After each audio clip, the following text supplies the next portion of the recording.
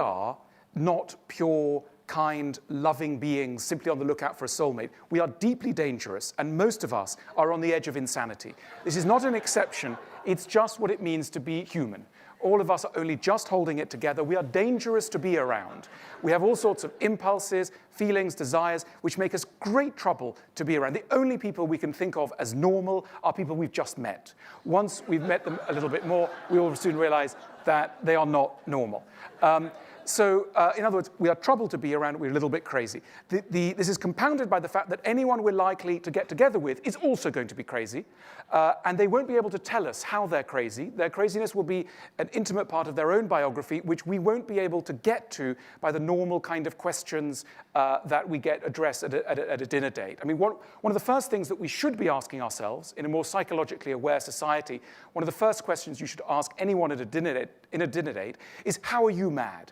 I'm mad like this. How are you mad? That should be a very standard question we ask each other over dinner. And the human being is a fallen creature. I love the idea of fallenness. It's a wonderful starting point. And very good in a marriage or a relationship. Don't expect, I never said I was perfect. I'm a fallen creature.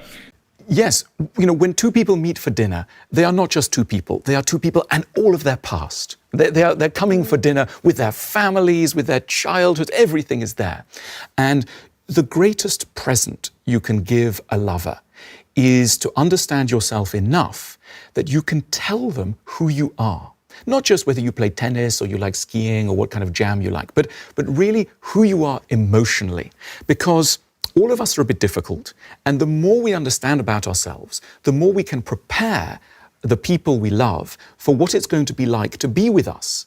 And, it would be great on a first date if you could say to your lover, look, I'm a bit crazy like this. I have 5 things I'm a bit crazy about. How are you crazy? And they would say, yeah, I'm a little bit crazy too. Here are my 5 things. And they could be an honest, intelligent, generous revelation of who each of us is. Because otherwise, everyone goes, I'm perfect. Oh yeah, you're perfect too. And everything begins with great hopes. And then, of course, you crash into reality. So we don't need our lovers to be perfect. What we need is our lovers to warn us about the areas in which they are imperfect in good time, calmly, before they've done us too much damage. And that's one of the great skills of love. The reason why we choose to love the people we choose to love is because of childhood. Because we all learnt about love when we were children. And when we become adults, we remember the feelings of love in childhood. And the people that we end up falling in love with are people that remind us in many ways of the people we first loved when we were children. Taught us that when we fall in love with people, we're essentially recreating a pattern of earliest childhood. That we learn about love in the bosom of the family. And when it comes to adult love, we are mirroring very much on top of this ancient story, which is generally inaccessible to our conscious control. Now, the problem is that when we love in adulthood, we are not necessarily drawn to people who will make us happy. We are drawn to people who will feel familiar.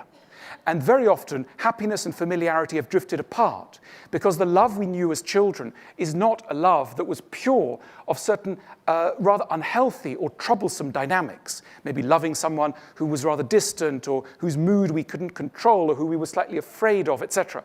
And so this explains how often you'll set up a friend with another friend and they both seem so well suited on paper, according to reasonable criteria, and then the friend calls you up and they say, they were perfect, but I just didn't have that special feeling. And you think that special feeling is a surefire guide to happiness, but no, it really means that the person was probably a little bit too normal for your friend. They were a little bit too healthy. They didn't satisfy your friend's requirement for suffering.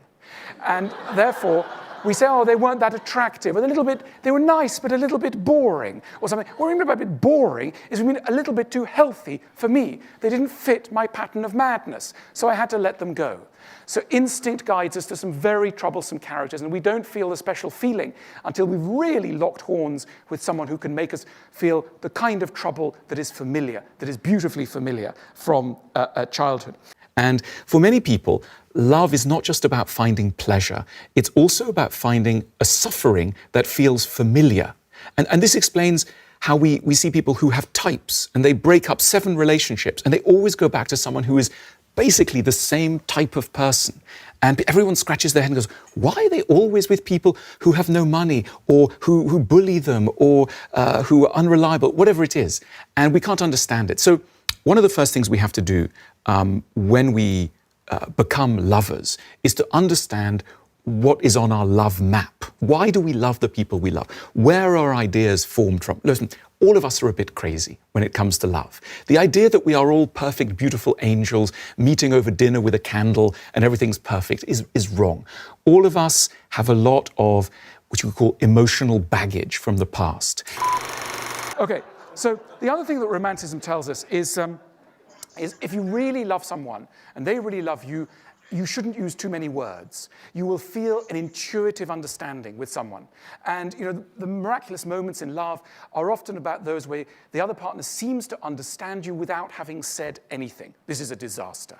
Because this can only, it's very charming in the first 3 months, but long term, the idea that someone is going to understand you without you needing to speak or communicate is a disaster. It's a collective disaster that has marred love for millions of people. It's led to an outbreak of sulking.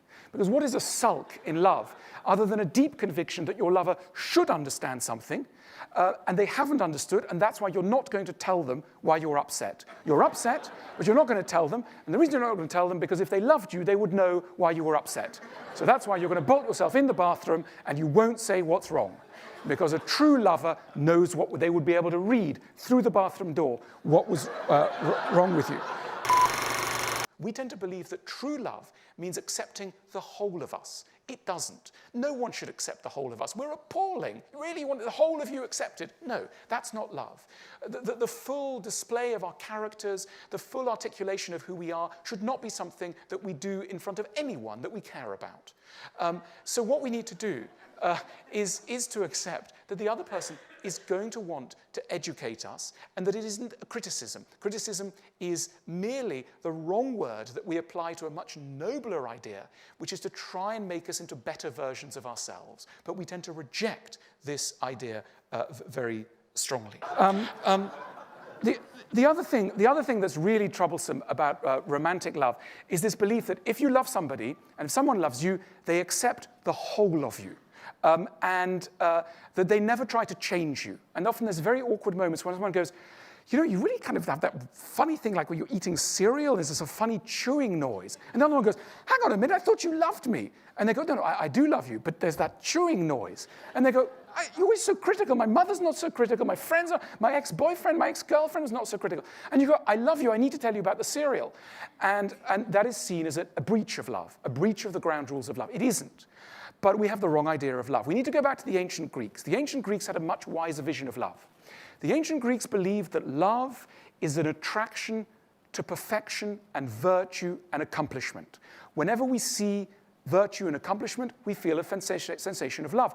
We're tolerant towards the bad, the imperfect, the fragile, the vulnerable. We tolerate it and we're kind to it, but we don't love it. We just put up with it.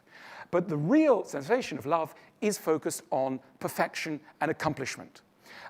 Now, the romantic view is contrary to that. It says you should love the whole thing. There is no such thing as a weakness, a vulnerability. All these things are equally lovable, and education has no place in love. Now, the ancient Greeks believed that when you love someone, you are embarked on a process of mutual education. You're trying to educate them, and they're trying to educate you. Incompatibility. We are all incompatible.